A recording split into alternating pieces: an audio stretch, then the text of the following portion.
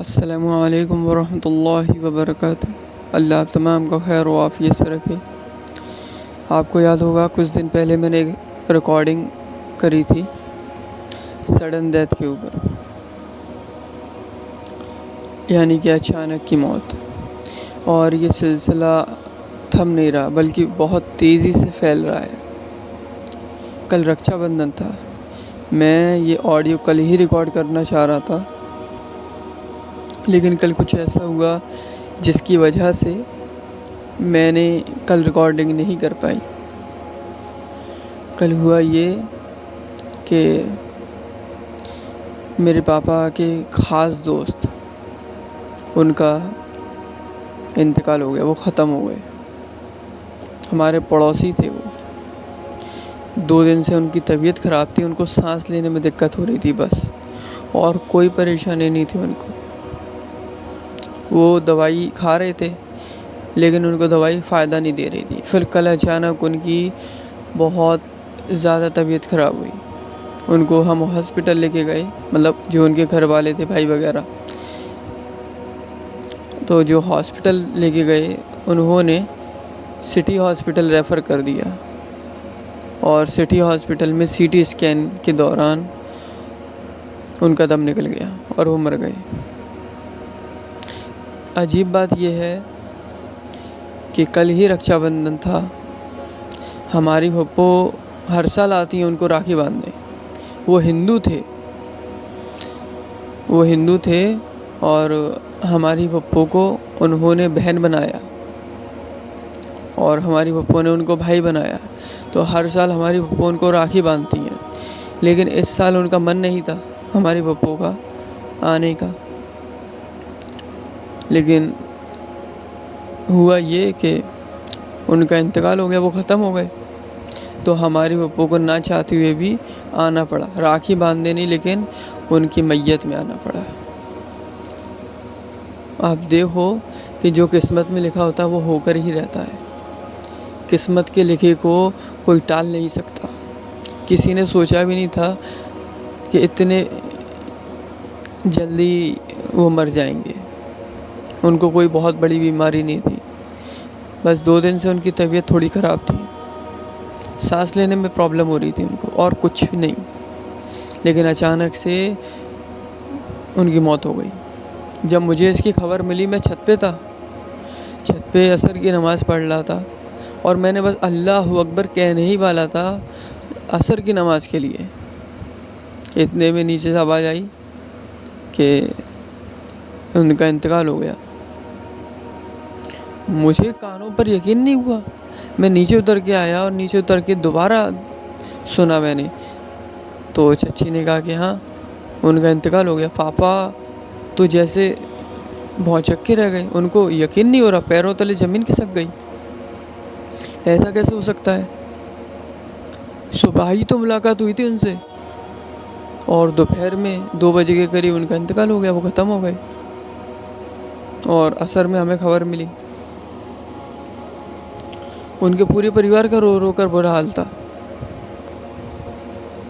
اچانک کی موت اسے کہتے ہیں، اللہ ہم سب کو اس سے محفوظ رکھے، لیکن یہ آج کل بہت زیادہ پھیل رہی ہے۔ میں اس آڈیو کو کل ہی ریکارڈ کرنے والا تھا، لیکن سوچتا ہوں کہ اچھا ہوا کل ریکارڈ نہیں کی، ورنہ 2 لوگوں کی موت کی خبر بتانی رہ جاتی، جو کہ ایک موت کی خبر آج صبح آئی۔ کل ان کا انتقال ہوا، میرے پاپا کے دوست کا، آج صبح ہمیں خبر ملی کہ میرے پاپا کے دوست کی ممی کا انتقال ہو گیا،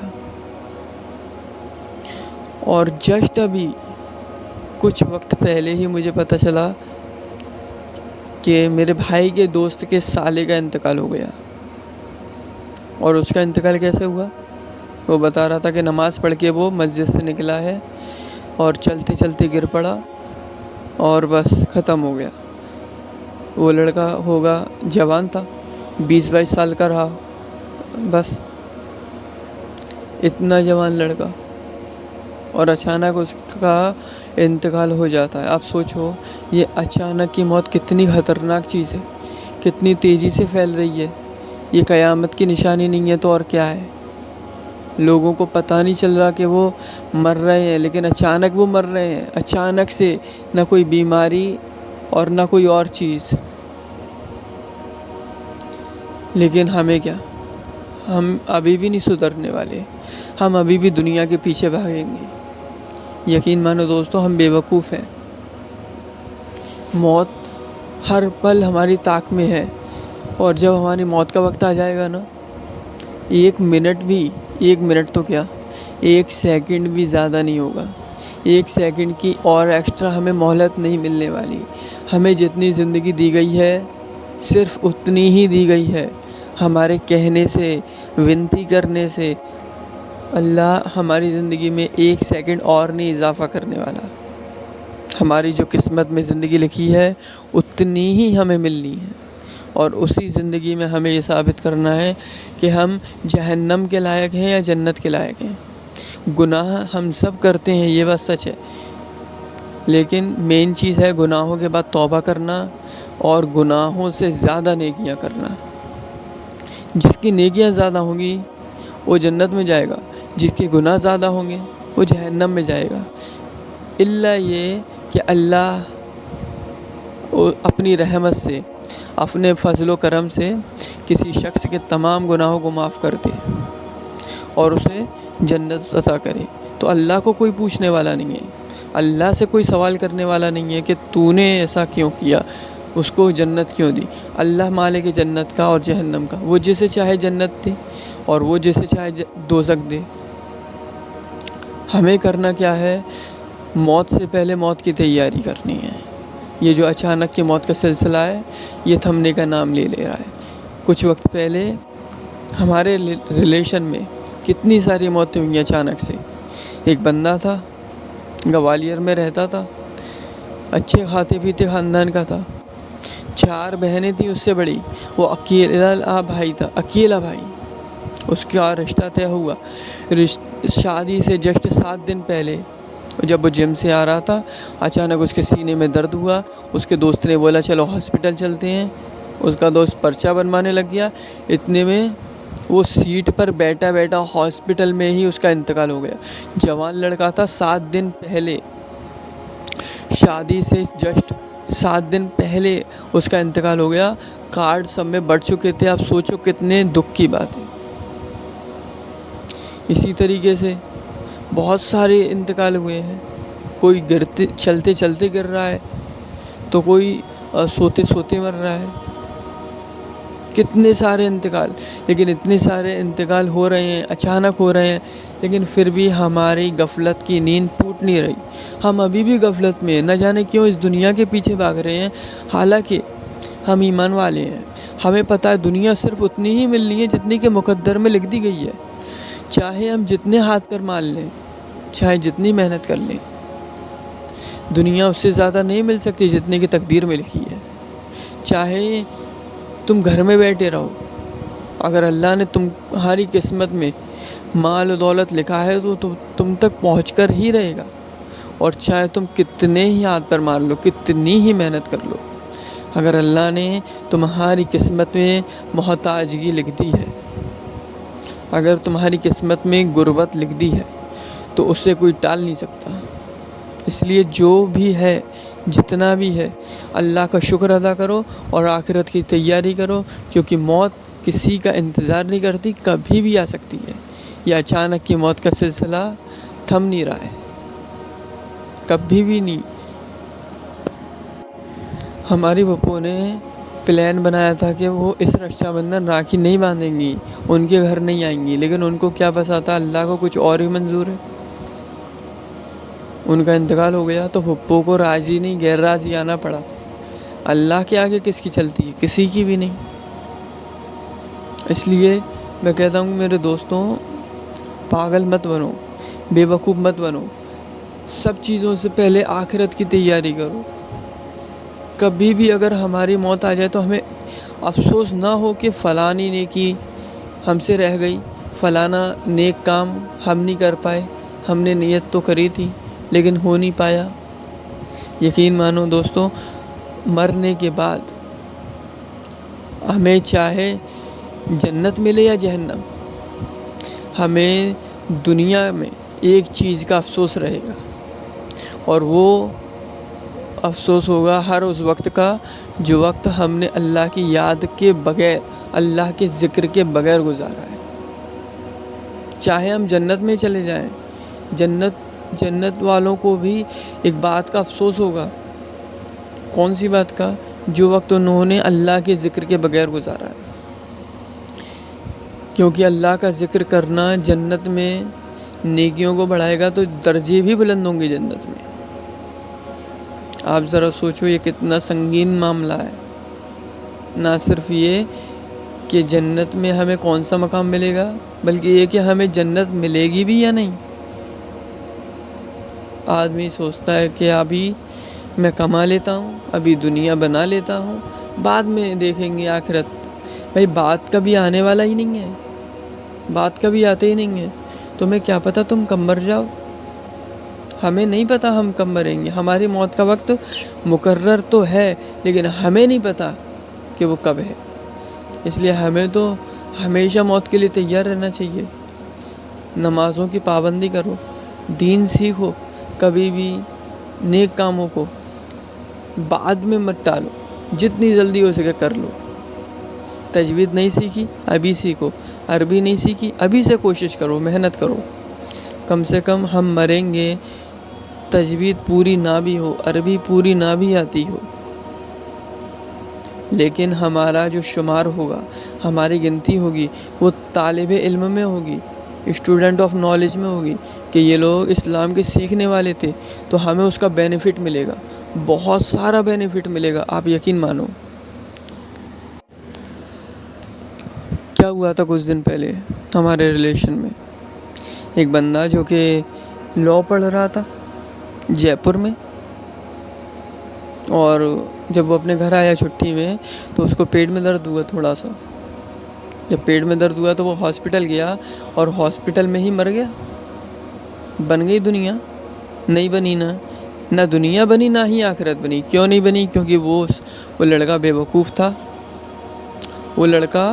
وقوف تھا، اس کا طریقہ غلط تھا۔ اور آپ لوگوں کا طریقہ، ہم لوگوں کا طریقہ، کیا ہمارا طریقہ صحیح ہے؟ دنیا پہلے بنا لو، آخرت کو بعد میں دیکھیں گے، یہ صحیح طریقہ ہے؟ یہ بالکل غلط طریقہ ہے۔ آخرت پہلے بناؤ، دنیا بعد میں دیکھیں گے۔ بھائی دنیا ہے کیا چیز؟ 60 سال 70 سال کی زندگی، بس یہ زندگی کچھ بھی نہیں ہے اس لامحدود زندگی کے آگے جو کہ ہمیں گزارنی ہے۔ جنت میں یا تو جہنم میں، اللہ نہ کرے کہ ہمیں جہنم ملے، کیونکہ جہنم وہ بلا ہے، وہ چیز ہے کہ جہنم کی کچھ وادیاں، جہنم کے کچھ حصے، جہنم کے کچھ خاص حصوں سے پناہ مانگتے ہیں، کیونکہ جہنم میں کئی لیول ہیں۔ جو ان میں سب سے خطرناک لیول ہے نا، اور جو اس میں سب سے ہلکا لیول ہے، جو جہنم کا سب سے ہلکا لیول سب سے خطرناک لیول سے پناہ مانگتا ہے، میں نے پڑھا ہے۔ آپ سوچو جہنمیوں کا حال کیا ہوگا۔ اسلاف کے مطابق، میں نے کال پڑھا تھا، اس کے مطابق اگر جہنمیوں کو یہ بتا دیا جائے کہ اللہ تبارک و تعالیٰ کبھی نہ کبھی تمہاری سزا کو تھوڑا سا ہلکا کر دیں گے، تھوڑا سا کم کر دیں گے، تو جہنمی لوگ خوشی کے مارے مر جائیں۔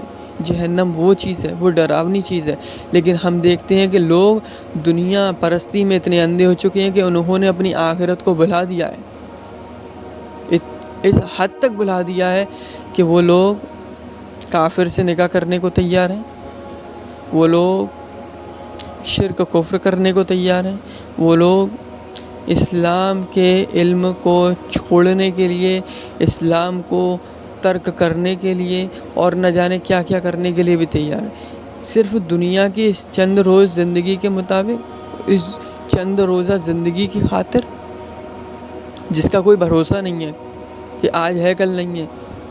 چلو اگر تمہاری لاٹری نکل جائے اور تمہیں پتہ چلے کہ کل تمہیں 10 کروڑ روپے ملنے والے ہیں، تم کیا کرو گے اس سے؟ ذرا بتاؤ۔ پوری دنیا گھومو گے، دنیا کا سب سے عالیشان گھر بناؤ گے جس میں تم رہو گے، اور دنیا کی سب سے خوبصورت ترین عورتوں سے شادی کرو گے، لیکن اگر وہیں تمہیں پتہ بھی چل جائے کہ کل تمہاری لاٹری لگنے والی ہے لیکن پرسوں تمہاری موت ہونے والی ہے، تو تمہیں کیا اس لاٹری کی خوشی ہوگی؟ بالکل نہیں ہوگی۔ تم 10 کروڑ روپیہ ایک دن میں خرچ بھی نہیں کر پاؤ گے، اور تمہیں افسوس ہوگا کہ اتنی جلدی مر جاؤں گا، اس سے اچھا تو وہ غریب تھا۔ کیونکہ غریب انسان کے لیے موت کو قبول کرنا بہت آسان ہوتا ہے بجائے امیر آدمی کے لیے۔ امیر انسان کی موت جب نکلتی ہے اسے بہت افسوس ہوتا ہے، اتنی محنت سے میں نے کمایا لیکن خرچ نہیں کر پایا۔ غریب انسان کیا سوچتا ہے؟ میرے پاس کچھ تھا ہی نہیں جسے چھوڑنے کا مجھے افسوس ہو، اور آسانی سے اس کی روح نکل جاتی ہے۔ اس لیے ابھی سے تھوڑا تھوڑا چھوڑنا شروع کرو، تو جب ہم مریں گے تو اکٹھا جب چھوٹے گا تو وہ چھوڑنا آسان ہوگا ہمارے لیے، ورنہ ہماری روح کیسے نکلے گی آپ کو پتہ ہے؟ بیوی بچے ان کو چھوڑنا، گھر ان کو چھوڑنا، دھن دولت، کاروبار، اور ہماری وہ ملکیت جسے ہم نے جوڑ کر رکھا تھا، ان سب کو چھوڑنا۔ کتنی بار مریں گے ہم حقیقت میں مرنے سے پہلے؟ کبھی سوچا ہے ہماری روح کیسے تڑپے گی کہ اتنی ساری چیزیں میں نے محنت سے بنائیں، ان کو انجوائے کرنے کے بجائے ان کو انجوائے کرنے سے پہلے میں مر رہا ہوں۔ آپ ذرا سوچو، خون کے آنسو روئیں گے ہم۔ صحابہ کرام موت سے نہیں ڈرتے تھے کیونکہ ان کے پاس تھا ہی کیا؟ کبھی ایک وقت کا کھانا ہے تو کبھی وہ بھی نہیں ہے، کبھی سر پر چھت ہے تو کبھی وہ بھی نہیں ہے۔ کسی صحابہ کرام کے پاس پہننے کو ایک سوٹ تھا صرف، تو کسی کے پاس 2 بس۔ کچھ کے بارے میں تو آتا ہے کہ اگر وہ جو ایک سوٹ تھا وہ بھی گندا ہو جایا کرتا تھا، وہ گھر سے باہر نہیں نکلتے تھے کیونکہ ایک ہی سوٹ ہے اور وہی دھونے ڈالا ہے، اب جب تک وہ سوکھ نہیں جاتا وہ گھر سے باہر نہیں نکلیں گے۔ انہوں نے اپنی زندگی اتنی غربت میں گزاری، اکثر صحابہ نے اپنی زندگی غربت میں گزاری، غریبی میں گزاری، اس لیے ان کے لیے موت کو قبول کرنا بہت آسان تھا۔ لیکن ہمارے دلوں پر امیری چھائی ہوئی ہے، دنیا پرستی کی جو زنگ ہے وہ لگ گئی ہے ہمارے دل میں، اس لیے ہمارے لیے موت کو قبول کرنا بہت مشکل ہے۔ اس لیے میں کہتا ہوں میرے دوستوں، نصیحت کو قبول کرو جو اللہ تبارک تعالیٰ اور اس کے رسول صلی اللہ علیہ وسلم نے ہمیں عطا کی ہے، جو اللہ اس کے رسول نے بتائی ہیں، ان باتوں پر زیادہ سے زیادہ جتنا ہو سکے اتنا عمل کرو، اور دین کا علم پہلے حاصل کرو، دین پر عمل پہلے کرو۔ دنیا تو جتنی ملنی ہے اتنی مل کر رہے گی اور کوئی روک نہیں سکتا۔ بس یہی بتانا تھا آپ کو کہ اچانک کی موت بہت ہو رہی ہیں، اپنا خیال رکھو اور آخرت کی تیاری پہلے کر لو، ورنہ جس دن تم مرو گے تمہارے چاہنے والے 1 دن روئیں گے، 2 دن روئیں گے، 3 دن روئیں گے، اور اس سے زیادہ نہیں روئیں گے۔ وہ تمہیں بھلا دیں گے اور اپنے اپنے کاموں میں مشغول ہو جائیں گے۔ پھر تم افسوس کرو گے کہ اے کاش میں ان کے لیے نہ جیا ہوتا جنہوں نے مجھے 3 دن بعد بھلا دیا، بلکہ اس رب العالمین کے لیے جیا ہوتا، اس رب العالمین کے لیے میں نے محنت کی ہوتی جو کبھی بھی مجھے نہیں بھلائے گا، اور بلکہ میرے ہر ایک عمل، ہر ایک نیکی کا بدلہ مجھے سینکڑوں اور ہزاروں گنا دے گا انشاءاللہ۔ السلام علیکم ورحمۃ اللہ وبرکاتہ۔